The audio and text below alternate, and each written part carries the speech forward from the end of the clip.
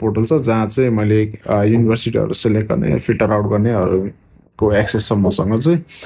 त्यसमा हामी यो लो प्रोफाइल स्टुडेन्टहरूको प्रोफाइल राखेर एकचोटि चेक गर्छौँ क्यानाडाले साँच्चीकै लिन्छ कि लिँदैन भनेर हामीसँग अप्सनै छ कि छैन र भन्ने एकचोटि चेकआउट गर्छौँ नेसनलिटी नेपाल छौँ नेपाल इज रेजिडेन्स नेपाल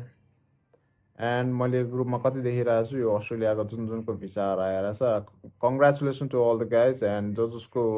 आएको छैन हार नमान्नु डोन्ट गेट डिप्रेस्ड डिस्करेज के वर्ड गर्ने त्योस् किप काम है अरू ठाउँमा एप्लाई गर्नु सोच्नु अलिक राम्ररी गर्नु अस्ट्रेलियाको रिफ्युजल लाग्यो भनेपछि त नि अलिकति सोच्नै पर्छ अब कतिको त फेरि पैसा आउनु भने के अरे जुन पेमेन्ट भइरहेको छ त्यो फर्किन नै गाह्रो छ अहिले applying for post graduate education country of education Nepal awarding both 3-1 grade हामी पर्सेन्टेजमा हेर्छौँ 55बाट सुरु गर्छौँ है त अप्लाई आइएल्स इज म्यान्डेटरी सबैलाई थाहा छ होला 6 okay apply and study destination हाम्रो अहिले के छ क्यानाडा क्यानाडा सिटिजहरू आफैले हेर्नु है त्यस्तो साह्रो के छैन ग्याप हामी नराखौँ अघि मैले 1 to 2 इयर्ससम्म हेरेको थिएँ लाइक कोर्स एभाइलेबल थिएन भेटिहाल्नु भयो होला 2 to 5 इयर्स पनि छैन लेस देन अ इयर पनि छैन है लाइक त्यो भएर ग्याप त राख्दै राख्नु यार मेन्सन नगर्नु ग्याप छ भनेर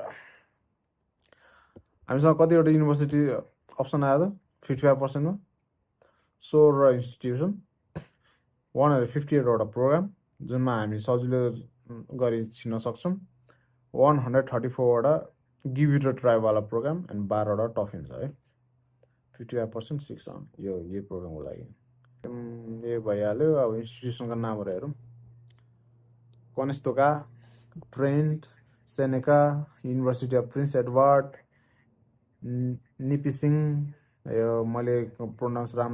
गरेँ भनेर बिलानेन Southern Alberta Institute of Technology Bow Valley CBU New York Institute of Technology University of Regina पनि रहेछ यो त ऱ्याङ्क रहेछ हजुर अनि युनिभर्सिटी अफ भिक्टोरिया पनि छ ऱ्याङ्क नै रहेछ भने देखिहाल्यो अब कुन चाहिँ पब्लिक हो कुन चाहिँ प्राइभेट हो भनेर मलाई नखोज्नु आफूले हेर्नु मैले देखाइदिइहालेँ यहाँ भिडियोमा कुन कलेज छ भनेर त्यो आफूले सर्च गर्नु यो छ भनेर है